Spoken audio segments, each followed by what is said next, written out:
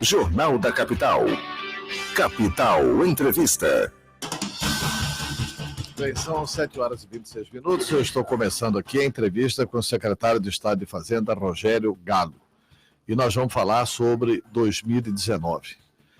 Secretário, bom dia, é um prazer tê-lo conosco. 2019, o Estado começou com um déficit previsto de 1 bilhão e 400, é isso? 1 bilhão e meio, Antero. 1 bilhão e meio, Isso. 1 bilhão e 500 milhões. Um déficit orçamentário projetado na lei orçamentária de 1 bilhão e meio de déficit. E chegamos no final do ano. Nós estamos chegando no final do ano, em razão das medidas que foram tomadas logo em janeiro, se todos se recordarem, né, com as leis que foram aprovadas, a lei de responsabilidade fiscal estadual, a lei que regulamentou a revisão geral anual do servidor público, que vinha numa trajetória de crescimento da despesa muito grande, e não havia uma fórmula, e se entendia que o direito tinha que ser pago independente de qualquer requisito, foi colocado lá um requisito, claro, uma fórmula, que se o Estado preencher aqueles requisitos, se paga.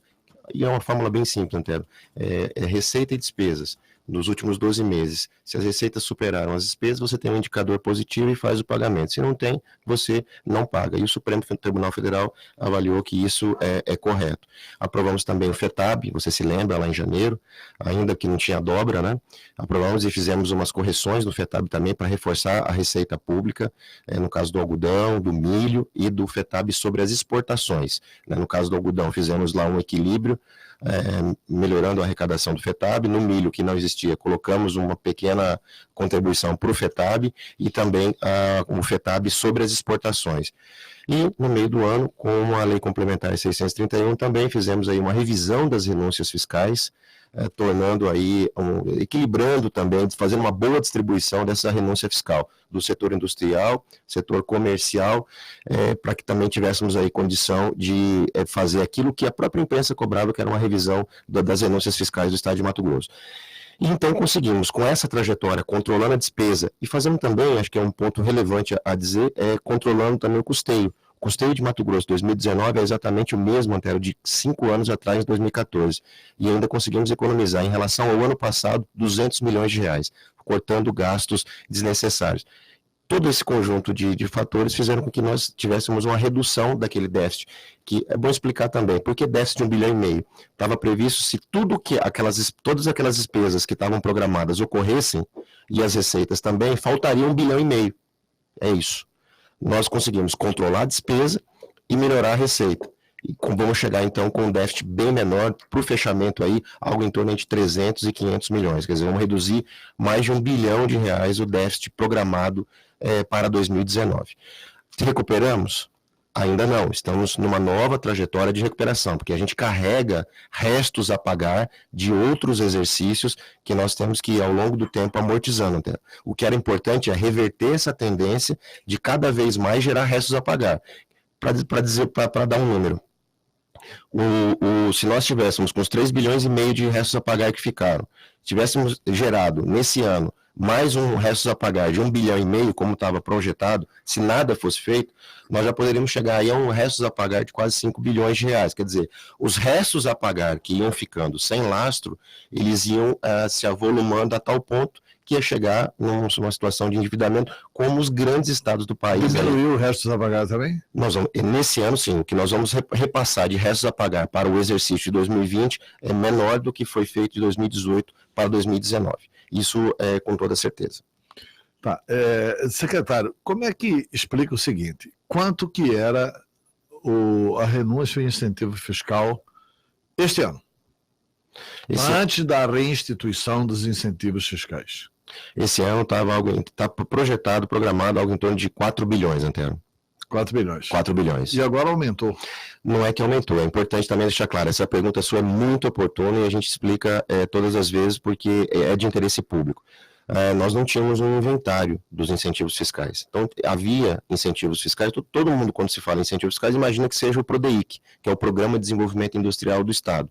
Mas não é apenas ele. Nós temos outras renúncias que estão também concedidas por decretos e por leis que são administradas pela Secretaria de Fazenda e que nunca foram inventariadas. Ficavam debaixo do tapete. Nós fizemos aí, por conta da Lei Complementar da reinstituição dos incentivos fiscais, em julho desse ano, nós fizemos um grande inventário, apresentamos à sociedade e o valor é de fato bem maior do que aquele valor inicialmente que se colocava nas leis orçamentárias. Só para se dar um dado, lá em 2014, os incentivos fiscais, os benefícios fiscais estavam na casa abaixo de 2 bilhões de reais, 1 bilhão e 600 milhões de reais. Na verdade, lá já não era aquele valor, já era quase 4 bilhões, porque você não tinha inventariado todos os benefícios fiscais. Então, só para você ter uma ideia, do comércio em relação à estimativa simplificada, a renúncia fiscal que está colocada, inclusive, na lei orçamentária, era de 1 bilhão de reais. Anualmente. Então isso não estava inventariado e não se colocava na lei orçamentária, inclusive descumprindo a própria lei de responsabilidade fiscal. Mas isso continua ou isso subiu? Não, nós, agora, isso o que você está dizendo? O incentivo para o comércio. O incentivo para o comércio, há um novo incentivo, mas em patamares menores do que havia anteriormente da estimativa simplificada. Por que agora tem incentivo para o comércio? Se o comércio não transforma nada e o fundamento do incentivo era para assim... Nós vamos formar, você pega vidro, transforma em copo. Perfeito, esse é o incentivo. Você pega vidro, transforma em xícara, você pega vidro, transforma em pires, beleza. Agora, o comércio só vende o copo, só vende a xícara, só vende o pires. Perfeito. São distorções mesmo, Antero. E foi isso que nós colocamos em julho. E houve a compreensão da Assembleia Legislativa, fizemos um amplo diálogo, inclusive, com a sociedade, com o setor comercial, e nós diminuímos essa renúncia fiscal. Eu concordo contigo em relação às premissas. Na verdade, quando você dá uma renúncia fiscal, um incentivo, um benefício fiscal para o setor comercial, na verdade, você está fazendo um ajuste de carga. Você está diminuindo a carga tributária que o cidadão vai pagar. No final do dia, é exatamente isso. É um ajuste de carga. Hoje nós teríamos uma alíquota média para os produtos em geral aqui de Mato Grosso de 17%. Com esses ajustes, a gente dá um crédito outorgado tanto para o atacado quanto para o comércio, para que se tenha condição de fazer ter uma carga tributária um pouco menor. E há alguns fatores também que influenciam nisso. Um dos fatores é o e-commerce, né? Você tem hoje um comércio eletrônico muito forte. Então, e no e-commerce, como o consumidor final ele já se relaciona direto com uma plataforma situada em outro estado, e o imposto que ele paga é só o diferencial de alíquota. Então, o que nós fazemos? A Secretaria de Fazenda tem como controlar o e-commerce? Nós controlamos o e-commerce, todas as informações são prestadas para Mato Grosso, e a gente controla, inclusive, o recebimento. Se vem uma mercadoria e chega nos Correios, numa transportadora, ou pela via aérea, no aeroporto, nós temos nossos fiscais lá, faz o desembaraço, se não houver o recolhimento, faz a apreensão da mercadoria para controlar, porque senão a gente quebra o comércio local. Mas a obrigação desse recolhimento é o cidadão que vende lá do outro estado. Ele que é obrigado a recolher a Secretaria de Fazenda Mato Grosso. Ele recolhe o diferencial de alíquota. Se ele não faz o recolhimento lá, quem fica obrigado a recolher é o consumidor final aqui. Mas só explicando e finalizando, Antero, nós também estamos atentos ao comércio, que é o maior número de empregos que são gerados no setor comercial. Então, se nós não cuidarmos também da invasão do comércio eletrônico para fazer ajuste de carga, para tornar o nosso comércio local atrativo, nós poderemos ter um fechamento em massa de setores, né, comerciais relevantes que empregam muito. Eu cito aí os eletrodomésticos, o setor de informática, né, enfim, esses setores a gente tem um cuidado e é por isso que se faz aí um benefício fiscal que tem o efeito de fazer um ajuste de carga para tornar competitivo em relação à plataforma e o comércio eletrônico, de modo que você tenha a condição de uma loja física e ter ali condições similares ao que você tem numa loja virtual aí pela internet. Uma das grandes reivindicações de um dos setores da economia de Mato Grosso, o setor atacadista, é assim: nós queremos ser equiparados a Goiás. E aí, fomos equiparados a Goiás? O setor atacadista vai ser competitivo? Vai tirar esse argumento da reclamação deles? Sim, nós conseguimos, Antero, em julho também, nessa lei, tornar o nosso setor atacadista aqui blindado à invasão de outros estados, né, de Mato Grosso do Sul e de Goiás, notadamente, mas sobretudo de Goiás, que é muito agressivo na sua política de benefícios fiscais. E demos para o atacadista que quer vender para Rondônia, para o sul do Pará, por exemplo, a condição de poder fazer o mesmo que Goiás faz conosco. Quer dizer, ele tem o mesmo incentivo, nós fizemos aí o que se chama de adesão ao benefício de Goiás que a Lei Complementar Federal autoriza. Então nós demos também aqui ao setor atacadista a possibilidade dele vender para Rondônia com o mesmo benefício fiscal que Goiás vende para Mato Grosso. Então, nesse aspecto, inclusive ontem houve uma reunião com o setor atacadista e eles estão aí confiantes de que o mercado de Mato Grosso, sobretudo o mercado aí do interior do estado, que é abastecido pelo setor atacadista de gêneros alimentícios, de cosméticos, ele poderá ficar ainda mais competitivo em 2020 e ainda, além disso, poder fazer vendas para outros estados. Tá, mas assim, nós temos uma parte do estado, que é ali Alto Araguaia, Alto Taquari, etc e tal, que é ligado ali a Goiás. Isso é verdade. A própria Barra do Garças, uma peneira. Com Goiás, etc e tal. É uma peneira. Ali nós continuamos vulneráveis? Há uma vulnerabilidade geográfica, como você mesmo citou agora, porque é uma região fronteiriça. Ali é fiscalização, Antero. Ali nós temos um posto fiscal em Barra do Garças, vamos colocar uma fiscalização volante em Cocalinho e em Alto Araguaia tem outro posto fiscal. O que nós estamos colocando agora são câmeras que fazem leituras. Junto com o estado de Goiás, nós já conseguimos fazer uma cooperação técnica. Todos os caminhões que passarem ali na última cidade de Goiás, vai ter o registro da informação, será compartilhada com Mato Grosso e o mesmo ocorrerá quando ele ingressar no estado de Mato Grosso. Então nós vamos ter essas informações e vamos poder agir rapidamente. Se você se recordar, recentemente nós tivemos uma operação chamada Libre Pater, que foi a de bebidas quentes. Era uma quadrilha articulada que trazia bebidas quentes de Goiás para cá sem pagar um centavo de imposto. Bebidas quentes é cachaça, uísque, enfim, vinhos. Essa quadrilha organizada aqui em Mato Grosso trazia bebida de Goiás para cá e não pagava um centavo. Foi inclusive uma denúncia feita pelo setor atacadista de Mato Grosso. Olha, a nossa venda de bebida quente acabou, alguma coisa deve estar acontecendo. Nosso setor de inteligência da Secretaria de Fazenda conseguiu levantar as informações com base nos dados, uma apreensão de uma mercadoria lá em Barra do Garças, de uma pessoa, de um caminhoneiro. Ele relatou, nós pegamos a origem, fizemos todo o levantamento, detalhamento e conseguimos desarticular uma quadrilha que tinha 2 grandes empresas aqui em Cuiabá, que eram em nome de laranjas, que movimentavam aí quase 50% das bebidas quentes que Mato Grosso consumiu no ano de 2018 e parte de 2019. Isso ocorreu com a prisão, inclusive, de 9 pessoas, 3 ainda estão presas, e é esse trabalho que nós estamos fazendo. Para responder a tua pergunta em relação a isso, é fiscalização e o uso da tecnologia e da inteligência fiscal.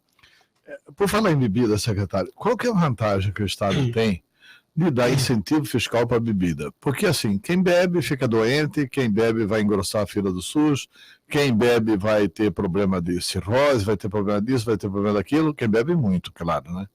E depois o Estado tem que gastar com ele, através da saúde pública. E por que é importante o Estado dar incentivo para o cidadão vender cerveja em Mato Grosso? Então, Antero, para a venda de cerveja não há nenhum tipo de incentivo. Tá? O que tem é na fabricação. Então você tem 2 etapas ali. Isso. A fabricação é uma estratégia de desenvolvimento. Nós temos aí nós tínhamos historicamente a antiga Antártica, né, Antero? A Brahma, né? Não, a antiga era a Brahma. A Brahma, depois foi Kaiser, né? Isso. Ali na avenida do Moinho. A avenida que vai Pereira Lima. Então, aquela que foi, aliás, quem trouxe a Companhia Cervejaria Cuiabana. Exatamente, resgatando aqui a história, eu lembro ainda da cervejaria. Então, ali nós tínhamos uma cervejaria, aquela cervejaria foi comprada à época pela Antártica, que construiu uma nova planta, isso ainda na década de 90, e, de fato, você gerar empregos no setor industrial, você melhora o nível de salário, porque os empregos são mais qualificados, então você melhora a atratividade do setor, assim, o nível e a qualidade dos empregos melhora, obviamente você melhora a renda também. Então, em relação a isso, está dentro do nosso programa de desenvolvimento industrial a fabricação de cerveja, você tem um submódulo lá que há um incentivo, foi fixado agora, inclusive, um incentivo de 50% de redução da carga tributária, mas na primeira etapa. Depois que vai para o comércio, do comércio para o consumidor final, as alíquotas da cerveja e da cachaça são as maiores alíquotas, da cachaça de 25% e da cerveja de 35%, cerveja de chopp. chopp. Então, assim, você já tem aí uma alíquota alta exatamente para desincentivar o seu consumo, né? Que a gente chama até de um imposto, no caso, com características extrafiscal, que tem externalidade negativa, como você falou. O cara bebe muito, vai acabar se transformando num problema de saúde pública. Ou ele vai se acidentar e vai entupir ali o pronto-socorro de Cuiabá, ou ele vai ficar com doenças crônicas no futuro e também impactar a saúde pública. Por isso a gente cobra já uma alíquota maior. Tá? As maiores alíquotas que são cobradas é exatamente da cerveja, do chopp, 35%, e da cachaça, de 25%. Por falar em cerveja, vamos a esse veto do governador que foi derrubado. 52 empresas se beneficiaram inicialmente desse veto, depois eu li uma informação do secretário-chefe da Casa Civil, gostaria que o senhor confirmasse, de que das 52, 41 já aceitaram as regras do que foi colocado no projeto de reinstituição dos incentivos, sobraram 11, e qual que é o impacto disso no Estado, a derrubada do veto por parte do Poder Legislativo?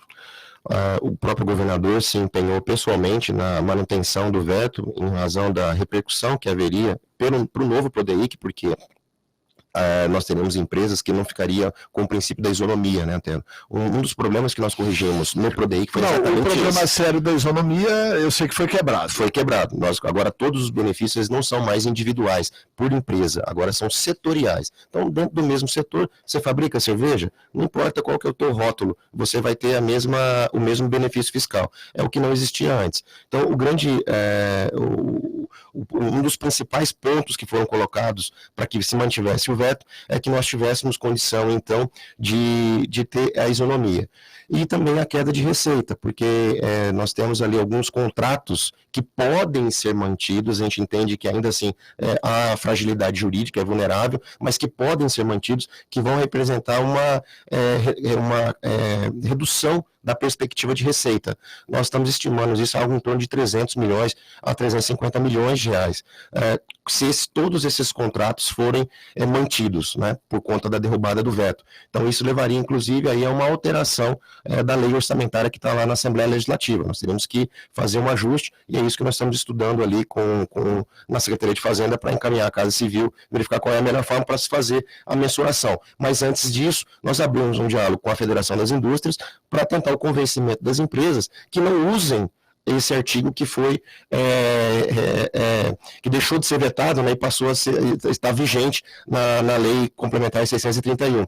E ao empenho pessoal, inclusive, do presidente da Federação das Indústrias, o Gustavo de Oliveira, que entrou em contato e orientou essas empresas que aderissem até agora, o dia 30 de dezembro, ao novo PRODEIC, para ficar dentro das regras. Obviamente que tem algumas empresas que vão reduzir o seu benefício e estão avaliando. Se forem ao judiciário, o Estado também vai entrar na justiça em relação a essa derrubada do veto. O governador já encomendou à Procuradoria que fizesse a análise jurídica necessária, mas do nosso lado aqui, nós também estamos tentando o convencimento para que essas empresas não usem desse subterfúgio para continuar com esses contratos, porque isso vai ser, primeiro, nocivo ao Estado e nocivo ao próprio setor que elas competem, porque elas ficarão em situações desiguais.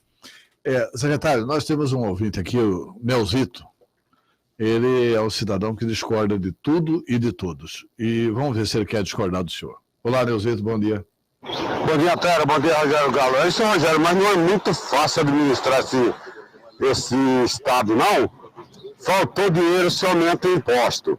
Faz uma explicação para nós de como que é feito o cálculo da matemática, que a inflação nos últimos 5 anos não dá 20%, vai corrigir taxa do Detran a 300%, voltar o ICMS para 17%, ou seja, assim qualquer governo dá conta de administrar.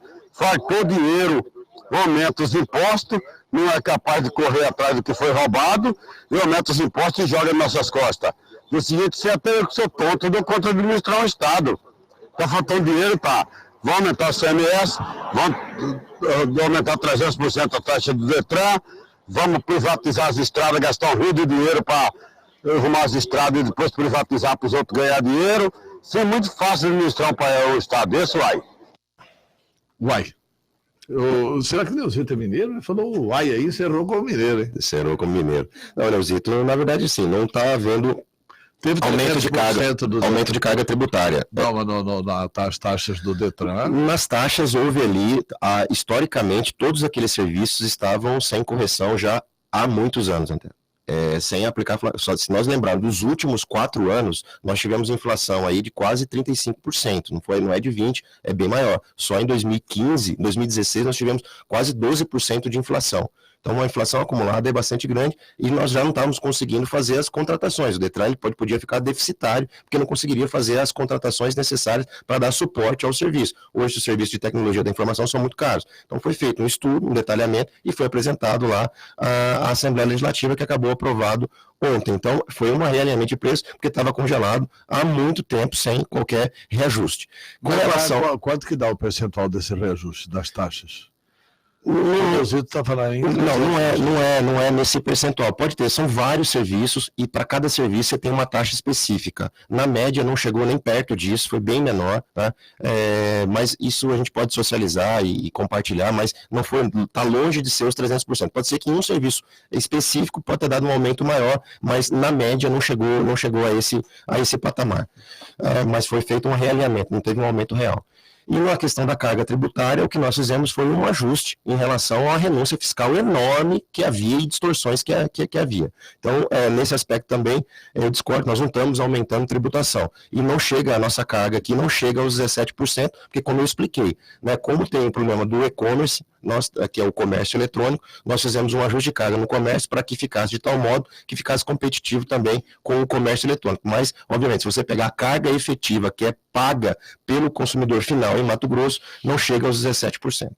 Secretário, quanto que foi a média de receita do estado de Mato Grosso neste ano de 2019 e qual que é a projeção para o ano que vem?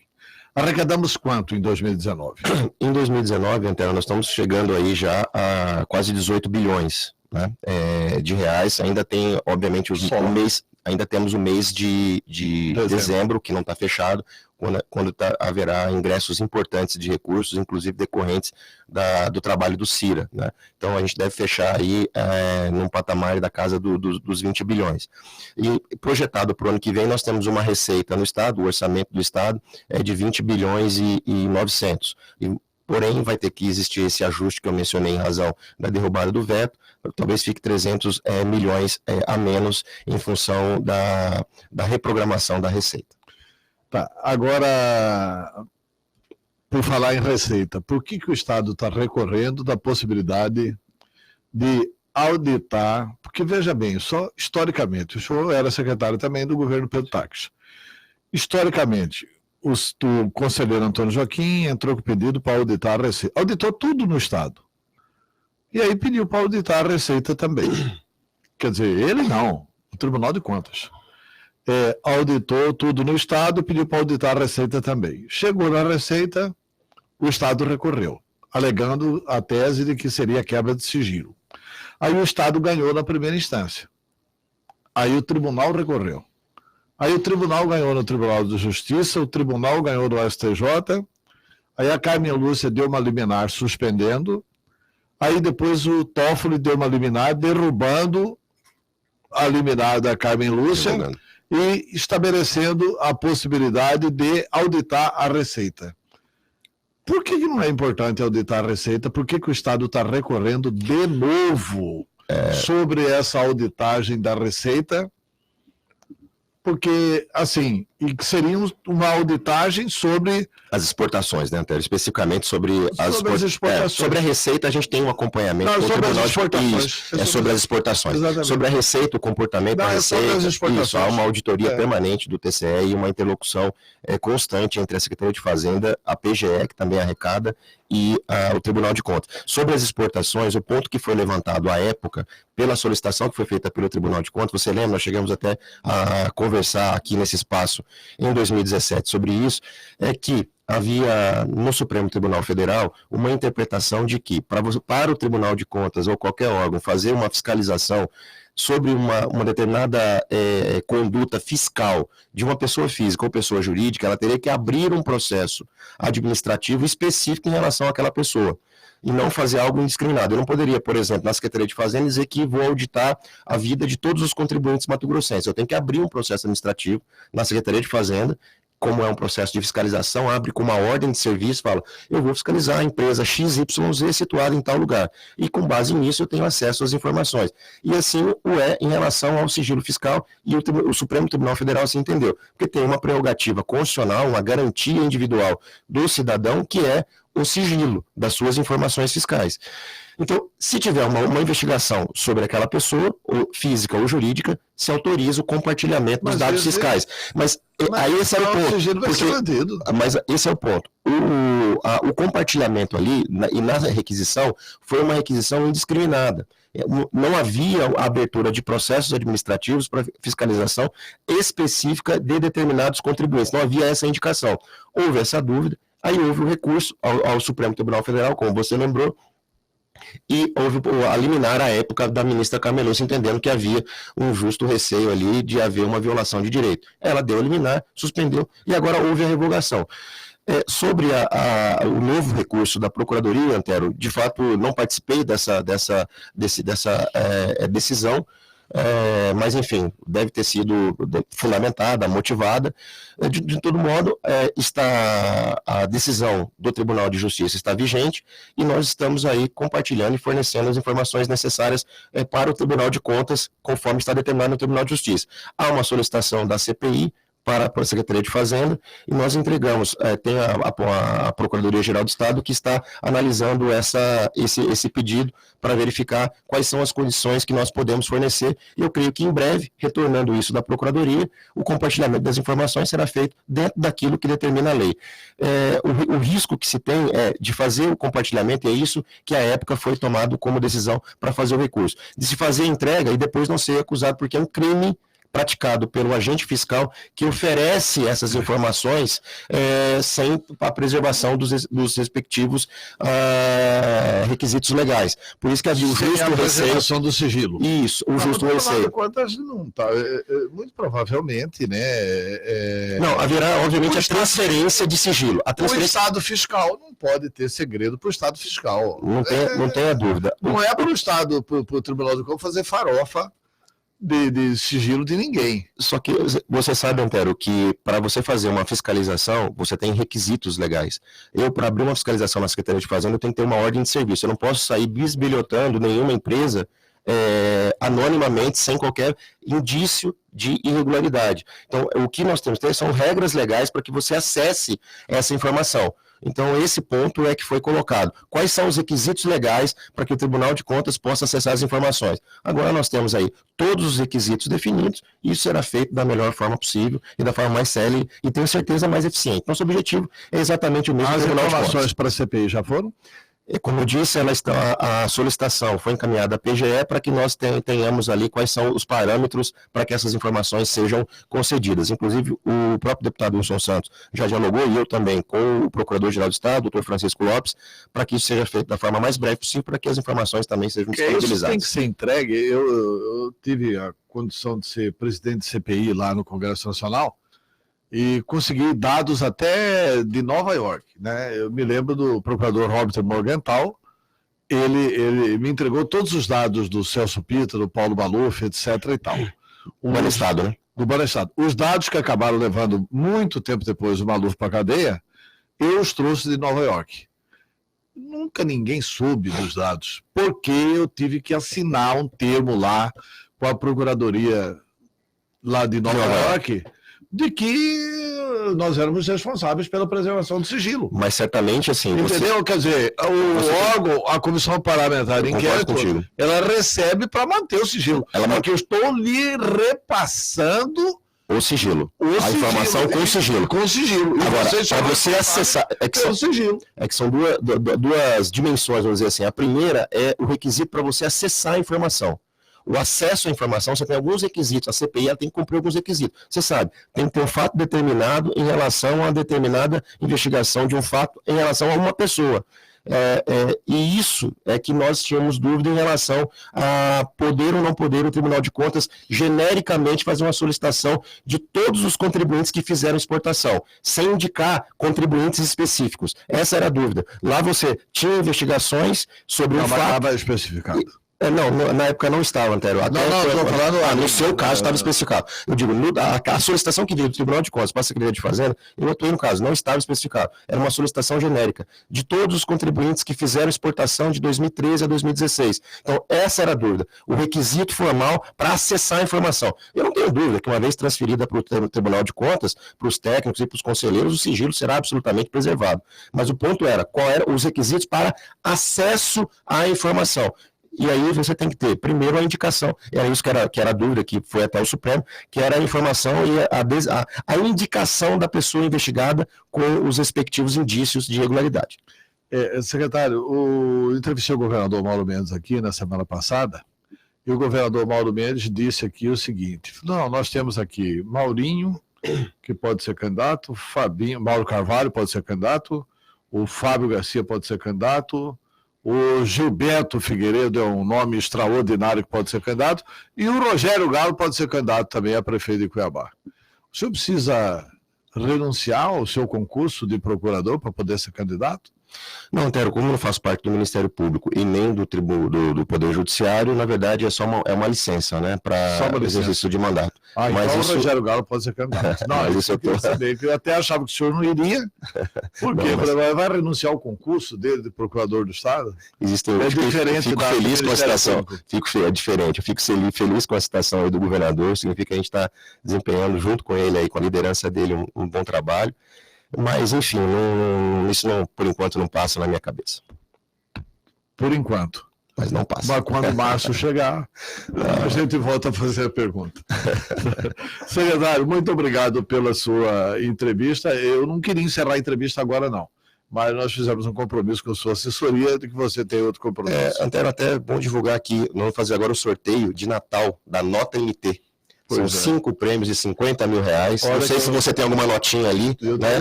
Dali, eu tô vendo que todo mundo aqui tem notinha, isso é muito bom. Espero que todos tenham sorte. Por falar nisso, secretário, tem coisas que me irritam. Eu já cheguei a ficar 20 minutos no posto de gasolina. O posto de gasolina tem dado trabalho, Antero. Porque o cara testa a minha paciência e eu testo a paciência deles também. Eu falo, tá bom, eu vou esperar. Essa conversa fiada dessa secretaria. Não, nunca a Secretaria de Fazenda está no ar. Não, aí eles emitem a nota. Olha, não dá para emitir a nota porque tem o negócio da Fazenda. Olha, cara, nós temos um vício de não emitir nota fiscal aqui. É um vício, isso é cultural e nós temos que quebrar essa cultura. Nós aumentamos 12% o número de notas fiscais emitidas em Mato Grosso com o programa Nota MT pela participação do cidadão. Não caiam nessa conversa de que a Cefaz está fora do ar. Se a Cefaz estiver fora do ar, ele pode emitir a nota que é chamada em contingência. Então, quer dizer, ele tem condição de emitir a nota fiscal e colocar o CPF. Quando estiver no ar, quando tiver a conexão estabelecida, ele transmite. Assim como você manda um WhatsApp. Ele está offline e eu recebo, né? É como você está fora do ar. Está sem conexão no celular, lá no sítio, por exemplo. Você manda uma mensagem do WhatsApp, a mensagem fica ali, não fica?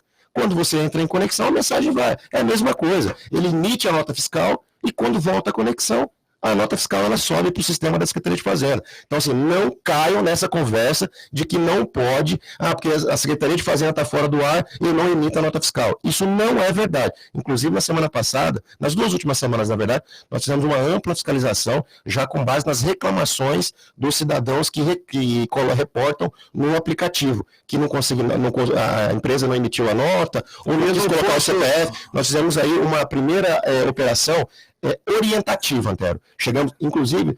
e não foi no lugar ideal, né? Você está viajando e tal, e você para. Aí o cara fala, não dá para emitir a nota. Não, aí você vai ficar parado lá 20, 30 minutos. Posto de gasolina no ranking fantástico. É a segunda categoria, né, segundo segmento com o maior número de reclamações. Qual que é o primeiro? Primeiro é bares e restaurantes, infelizmente. Bares e restaurantes, depois posto de gasolina, depois supermercados. Então, enfim, nós estamos numa campanha, inclusive, com o presidente Júnior da FEComércio, vamos firmar com ele um termo de cooperação técnica para que nós tenhamos condição de conscientizar as empresas, a gente sabe que isso é uma pequena parte das empresas, mas também tem um envolvimento maior dos empresários, porque isso é bom. Isso é regra igual de competitividade, né, Antero? Se um sonega e o outro não, as regras aí estão quebradas para que você tenha uma competição leal. Secretário, nós temos várias perguntas que foram encaminhadas ao senhor. Eu vou pedir desculpa aos ouvintes, porque não vou colocar no ar as perguntas, mas eu gostaria que o senhor autorizasse que a sua assessoria respondesse as perguntas por respeito aos nossos ouvintes, porque infelizmente não deu tempo de colocar no ar. eu preciso cumprir o compromisso com o senhor. Muito obrigado pela entrevista, Feliz Natal para o senhor. Obrigado, Antero. Feliz Natal também a todos aí que me ouvem nesse momento e um bom ano novo a todos nós. Muito obrigado. Entrevistei aqui o secretário de Fazenda, Rogério Galo. Intervalo e voltamos.